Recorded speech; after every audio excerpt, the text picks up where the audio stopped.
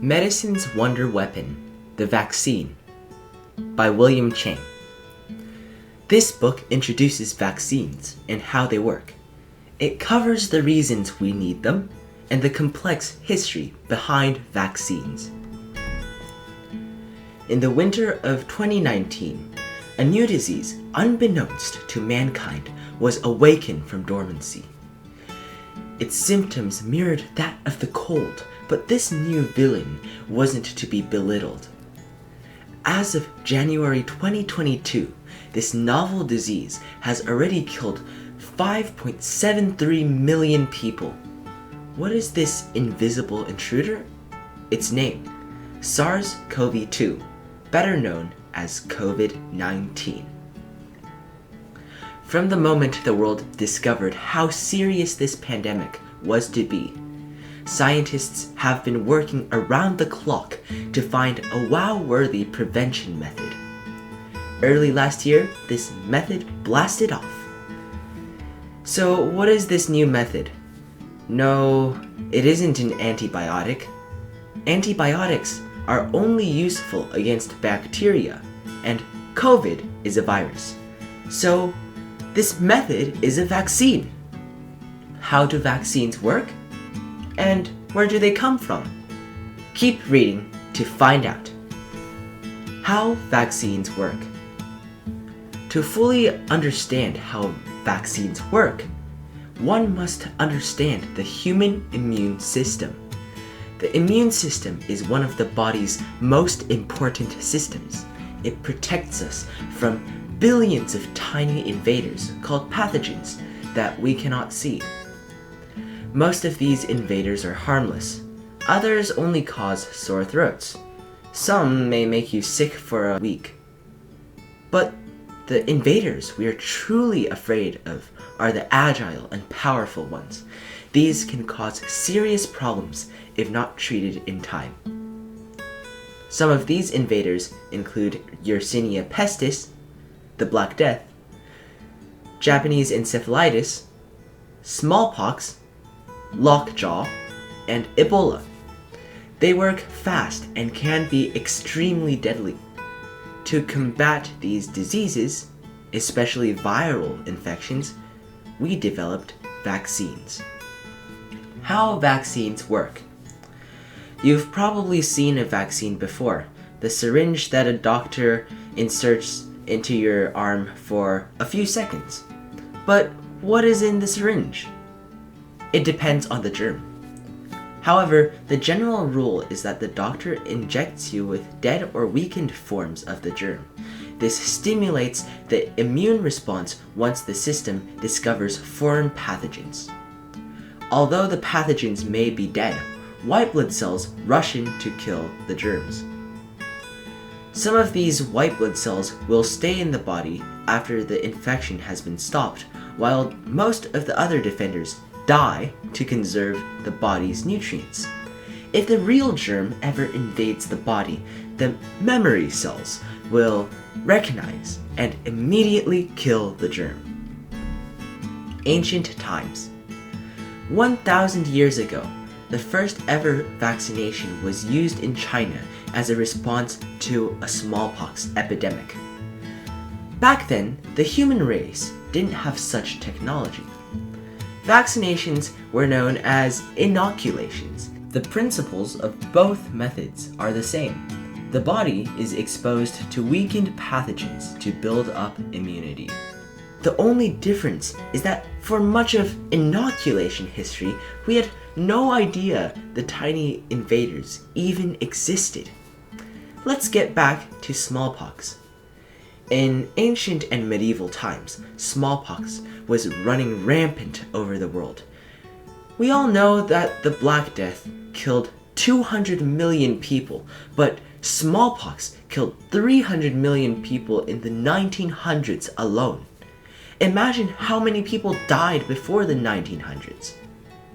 In the first millennium BCE, Chinese citizens were struggling with a smallpox epidemic. However, Buddhist monks and nuns came upon an amazing revelation. By inhaling ground up smallpox sores. They found that they would get sick of smallpox, but if they recovered, they would never catch the deadly disease again. Nobody thought much about this inoculation until the 1600s. China's Kangxi Emperor survived smallpox as a child and had his own children inoculated.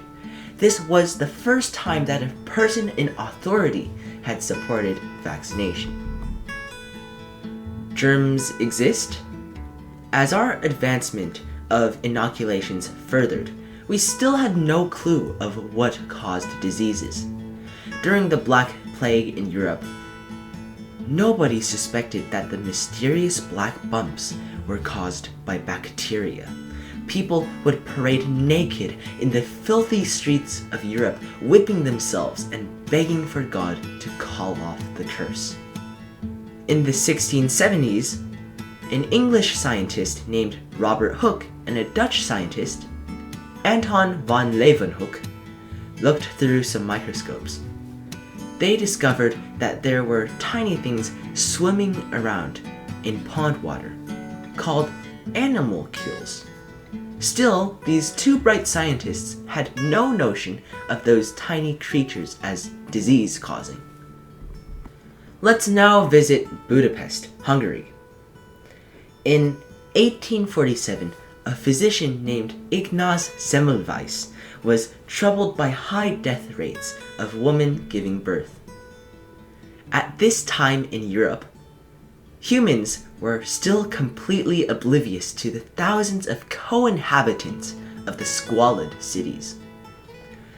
Ignaz noticed that other clinics operated by physicians like himself had high death rates of women.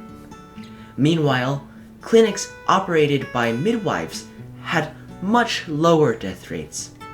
To solve this mystery, Ignaz decided to observe how the doctors and midwives were different. This was Semmelweis's observation. Doctors of his time had an unusual work schedule. In the morning, they would visit mortuaries, yes, where dead people were buried, then go straight to the birthing rooms, all without washing their hands. Semmelweis reasoned that there must be something that the doctors were taking from the cemeteries that caused the women to succumb to diseases. He decided to wash his hands using lime juice and chlorine juice. After using this method, deaths in his clinic dropped dramatically. However, scientists in Semmelweis's time weren't very scientific. He was sent to an insane asylum because everyone viewed his opinion as demented. He would eventually die in the asylum. Ignaz Semmelweis may have been luckier if he had been born later. In 1863, Louis Pasteur found the cause of wine contamination to be microbes. Immediately, Pasteur formed his famous germ theory. Semmelweis was right all along. Edward Jenner and smallpox. 1863 was the year we discovered that tiny little animalcules can cause disease. But in the 1770s, when the American Revolution raged, a scientist named Edward Jenner made the first vaccination. Before then, we had inoculation. Vaxa means cow in Latin, so how did this preventative strategy come to be called coming from cow? The world in the 1700s struggled greatly with smallpox. However, Jenner found that many cowmaids contracted cowpox. Jenner found that the cowmaids never contracted smallpox after recovering from cowpox. They would be infected when working with cows, but cowpox itself was a less severe form of smallpox. Jenner then performed the world's first vaccination on a farm boy who never got smallpox after he was infected with cowpox. Modern vaccinations. Since Jenner's creation of the first true vaccine, our knowledge of medicine has only advanced. the 1900s saw a boom in vaccines being developed. Tuberculosis, diphtheria, tetanus, measles, mumps, pneumonia. The effect of all of these diseases was mitigated after vaccines rolled out. Perhaps the most famous vaccine of all was made by Dr. Jonas Salk in 1952. Before 1952, polio paralyzed 15,000 children a year. The Salk vaccine made the feared polio virus almost obsolete.